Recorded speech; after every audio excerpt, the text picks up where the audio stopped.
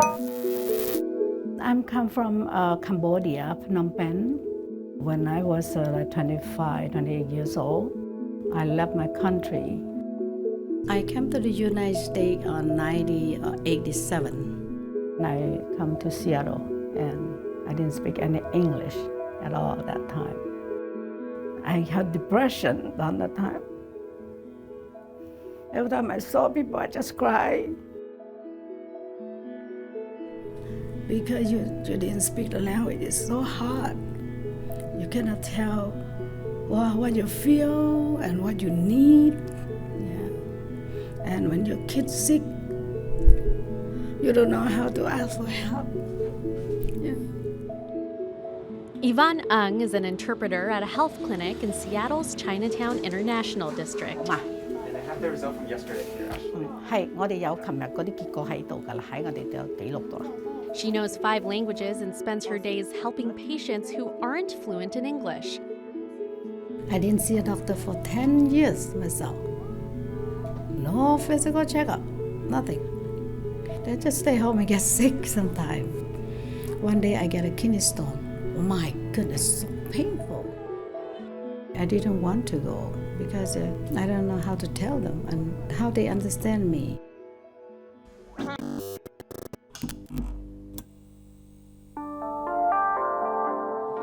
Every day, patients in Washington state rely on interpreters like Yvonne to communicate with their doctors, pharmacists, dentists, and other providers.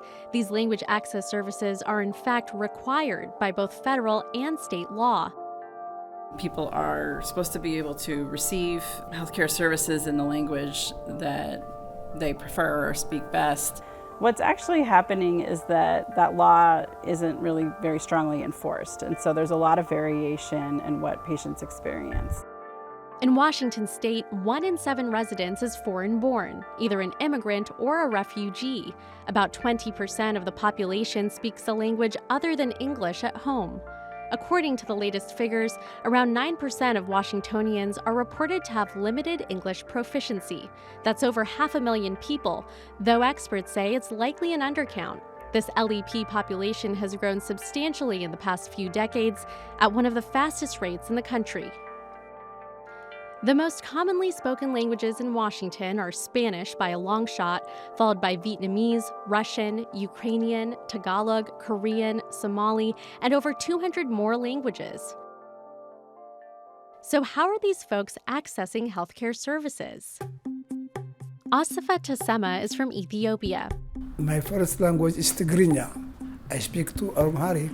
Hello, Asifa. Evening. Hello. How are you? Good. How are you? Good. Good. Going somewhere fancy? Happy to hear. Yes. Happy Always. to see you.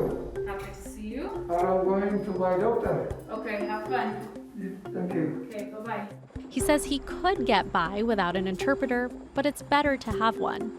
There are technical words, medical words that I don't understand. So, to make sure, it is good to have a translator. Anything else bothering you that I didn't ask you about?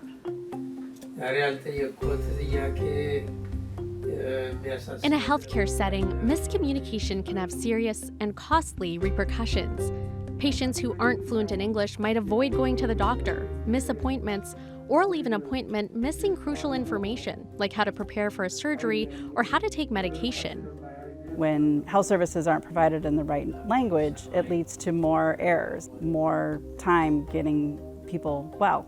Over time, these language barriers lead to longer hospital stays, more readmissions, and worse health outcomes. It ends up costing society more because people show up in the emergency room at late stages of disease because they haven't been able to get the preventive care that they needed.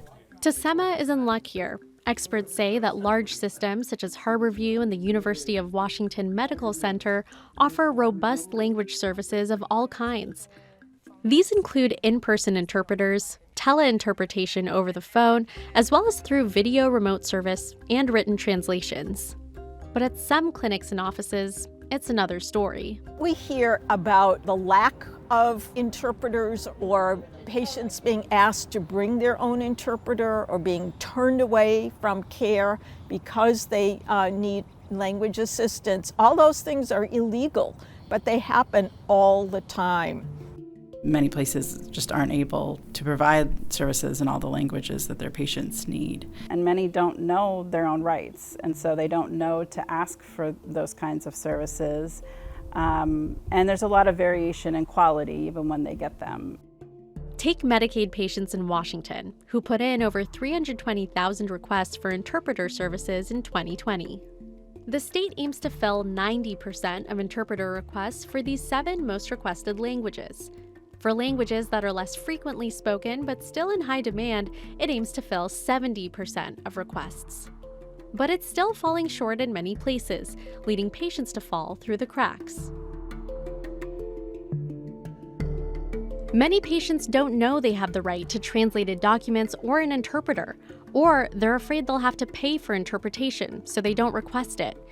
It's up to the individual to file a complaint, but experts say that's not likely to happen, given how disenfranchised these patients feel in the current political climate.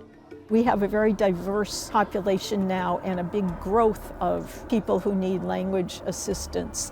We have, particularly in Western Washington, people from all over the world, but we have fallen behind in actually having communication services be available for everyone who needs them when they need them. There can't be diagnosis and treatment without communication.